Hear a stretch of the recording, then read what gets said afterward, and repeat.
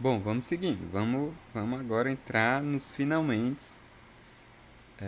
Pelo menos aqui da parte do cliente. Então a gente vai se logar aqui. E agora a gente vai começar a criar um esboço do que vai ser o nosso carrinho. Tá? Então o que a gente vai fazer? Vamos entrar aqui. Vou entrar aqui num produto. Eu quero, quando clicar nesse botão adicionar o carrinho,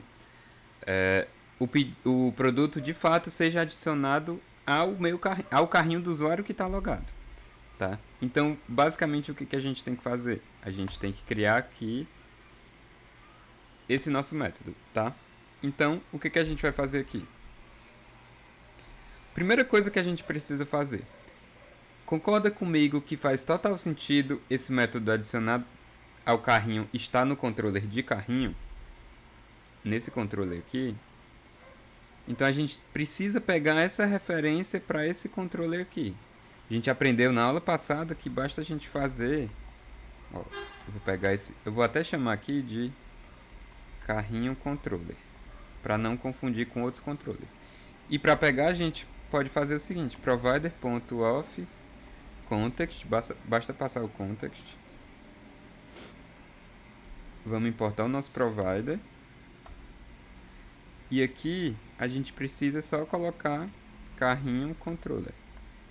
A gente precisa dizer qual é o generics aqui que o provider vai buscar. E um último detalhe, a gente tem que botar aqui o nosso less than false. Certo? Que é uma maneira que o provider trabalha, a gente, para ele não fazer o rebuild desse widget aqui, a gente bota less than false, porque a gente quer só o controle. Tá? Então, bem aqui, o que a gente vai fazer? A gente vai fazer a chamada do nosso método, que vai ser carrinho controller ponto adiciona produto, certo? Eu vou adicionar o produto ao carrinho. Qual é o produto que eu vou adicionar? Exatamente o produto que eu estou recebendo aqui, tá? E depois disso eu ainda vou fazer um show success toast produto adicionado ao carrinho, tá? Beleza, então falta agora a gente implementar o método do nosso controller. Então vamos lá, vamos abrir aqui o nosso controller, tá? Então por enquanto a gente só tem isso. E o que a gente vai fazer? Vai fazer future void adiciona produto. E eu vou receber o que? Um produto model, que vai ser um produto, tá? Vamos importar aqui o produto. Importar aqui o produto. E esse método vai ser assíncrono. Tá. Então vamos lá. O que a gente precisa fazer? Primeira coisa que a gente precisa fazer é buscar as informações desse produto. Certo? Então, a gente vai criar uma coleção carrinhos. A nossa estrutura vai ser a seguinte: a gente vai criar uma coleção chamada carrinhos, que vai ter o carrinho de cada usuário, tá? Então, vai ter uma coleção carrinhos, que vai ter o carrinho de cada usuário, e cada carrinho vai ser indexado pelo ID do usuário. Então, por exemplo, coleção carrinhos.id tal vai ser o carrinho daquele usuário, tá? Vamos com calma que você vai entender. Vamos primeiro criar a referência para a nossa coleção carrinhos. Então, carrinhos ref vai ser firebase firestore.instance.collection e aqui vai ser carrinhos. Beleza. Tá? Então, esse adiciona produto, primeira coisa que eu vou fazer é pegar uma referência para o meu carrinho. Então, para o carrinho desse usuário. Então, carrinhosref.doc usuário.id, tá? Por quê? Porque sempre que eu for pegar o carrinho, eu vou pegar o carrinho do usuário que está logado, tá? Dentro desse documento do usuário, dentro da coleção de carrinhos, eu vou criar outra coleção, que é uma coleção chamada produtos. Por quê? Porque o carrinho pode ter vários produtos, então eu vou ter uma coleção dentro do documento do carrinho. Você vai entender melhor quando estiver pronto, tá? Então, a gente vai chamar isso aqui de doc.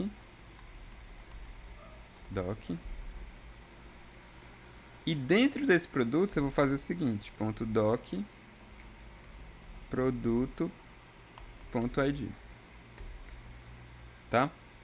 Por que eu estou fazendo isso? Porque pode ser que esse produto que eu esteja querendo adicionar, ele já esteja dentro do meu carrinho. Então, se ele já estiver dentro do meu carrinho, eu vou querer editar ele e não adicionar novamente. Certo?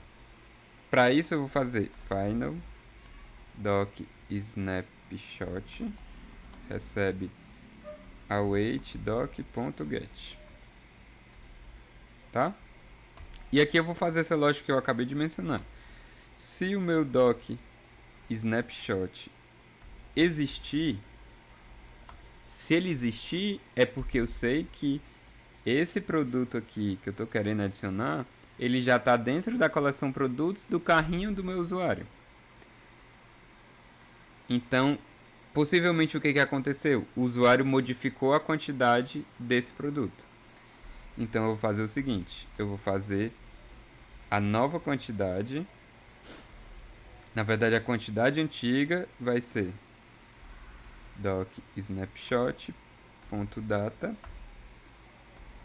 quantidade. Se essa informação for vazia ou for nula, eu vou dizer que a quantidade é 0. E eu vou setar aqui todas as informações do produto que chegou, que é produto.toJSON, e a quantidade eu vou atualizar com esse valor de quantidade mais 1. Por quê? Porque eu estou adicionando um produto. Então, toda vida que ele entrar aqui, ele vai adicionando 1 à quantidade, tá? Esse é o caso de o documento já existir. Se o documento não existir, eu vou fazer mais ou menos essa mesma coisa, sendo que a quantidade, se o produto não estava lá, a quantidade com certeza vai ser 1. Então eu posso botar só 1 aqui, tá? E o meu método adiciona produto já está funcionando, certo? A gente coloca só o await aqui e vamos testar. Para isso a gente tem que colocar o async aqui, tá? Então vamos testar. Quando a gente criar isso aqui e eu mostrar lá no Firebase como é que ficou a estrutura, vai ficar melhor explícito na sua cabeça, tá? A priori, vamos lá. cliente@gmail.com 1, 2, 3, 4, 5, 6. Vou entrar aqui.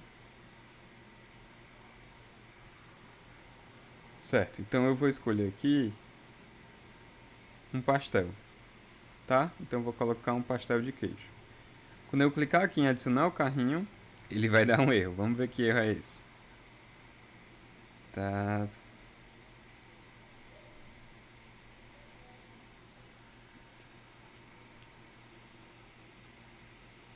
Tá, isso aqui foi uma confusãozinha lá no nosso... Deixa eu ver aqui. Tá, isso aqui provavelmente é porque a gente usou... Vamos aqui no sign page. Tá, isso aqui...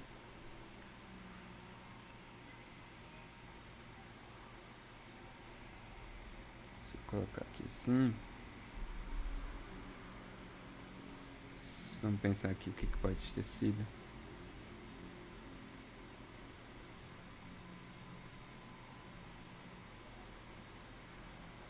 Tá, beleza. Tá, eu entendi.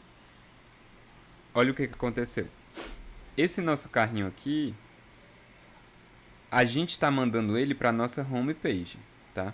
Então, na homepage, a gente consegue pegar o controller do nosso carrinho aqui, certo? Mas quando a gente vem aqui, ó, quando a gente abre aqui categorias, tá? A gente também tem acesso ao controller aqui. A gente pode pegar o nosso controller aqui, tá? Mas quando a gente faz a navegação aqui para buscar produtos por categoria, tá? Quando a gente faz a navegação para buscar produtos por categoria, a gente tem que adicionar esse provider de novo. Senão, o filho desses produtos por categoria não vai ter acesso a essa informação. Certo? Então, o que a gente faz aqui? A gente faz o seguinte. Isso é outra coisa interessante do provider. Aqui a gente já tem o carrinho controller que a gente quer. Então, o que a gente faz aqui? A gente faz um provider.value. Certo? Vamos só importar aqui o provider. E vamos colocar aquelas nossas vírgulas. Formatar. Então, como aqui eu já tenho o valor do meu provider, eu uso esse construtor provider.value. E aqui no value eu preciso passar o valor do provider. Como é que eu pego o provider? Provider.of context do tipo carrinho controller.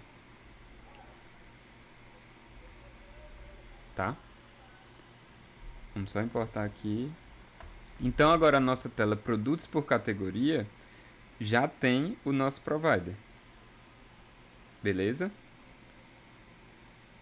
E aí a gente tem que fazer novamente isso, porque no produtos por categoria a gente faz outra navegação para ir para o produto page.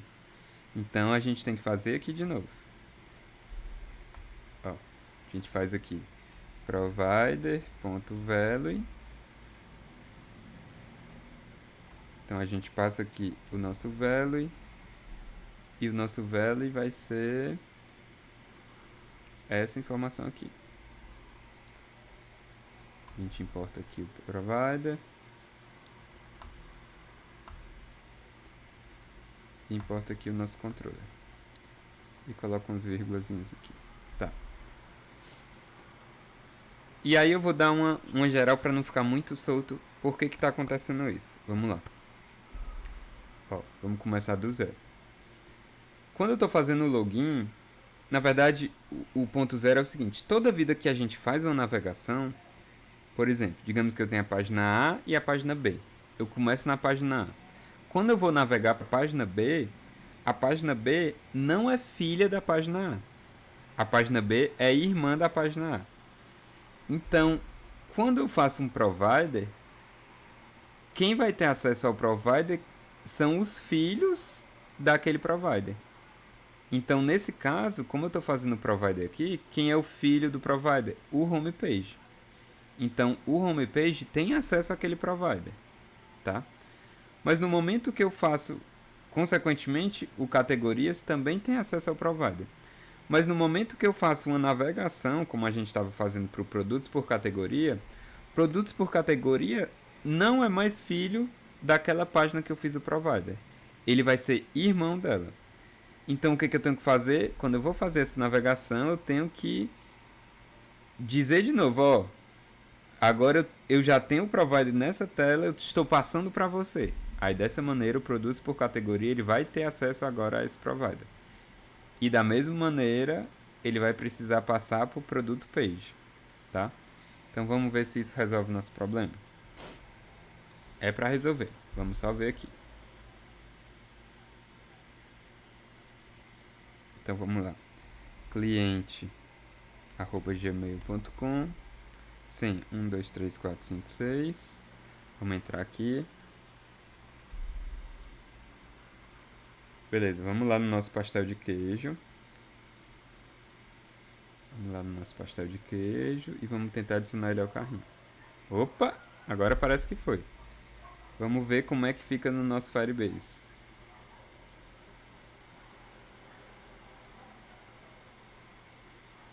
Ó, ele já criou uma coleção carrinhos. Esse ID aqui, ó, VDD, se a gente for ver, vai ser o ID do usuário cliente, ó. Achar ele aqui, VDD, ó.